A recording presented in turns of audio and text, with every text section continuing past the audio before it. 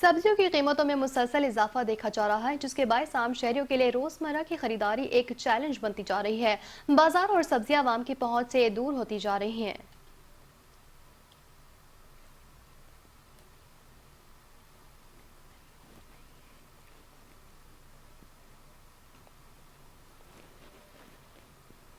जिला वस्ती में गुटखा और मावा और गैर मुल्की नशा आवर अशिया की फरोख्त जारी है। इस हवाले से मजीद तफसीलात जानते हैं नुमाइंदा 5 न्यूज़ मलिक फैसल से।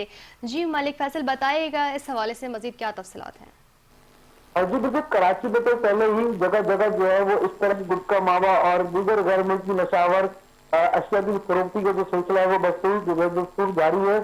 जबकि इससे बताऊं तो जिला बस्ती में बिलालगंज थाने की हदूद में ऑर्गेनाइज क्राइम में कमी न आ सकी। गुटखा मावा और गैर मुल्की नशावर अशिया की फरोख्त और जो है वो धड़ल्ले से जारी है। जबकि बिलाल कॉलोनी में गुटके फरोशी का घनौना धंधा अरूज पर है। मुबैना पुलिस सरपरस्ती में नशावर आम फरोग होने का इंकशाफ हुआ है। जबकि थाना बिलाल कॉलोनी की हदूद में गुटका मावा और दीगर जो है नशावर जो चीजें हैं वो फरोख हो रही है। जिसमें ये नशावर अशिया जो नौजवान नस्ल की जिंदगियां खतरे में डालने में लगी हुई है। जबकि ये माफिया का जो राज है वो बरकरार है, जिस पर पुलिस जो है कार्रवाई करने से मौसर इकदाम नहीं कर रही।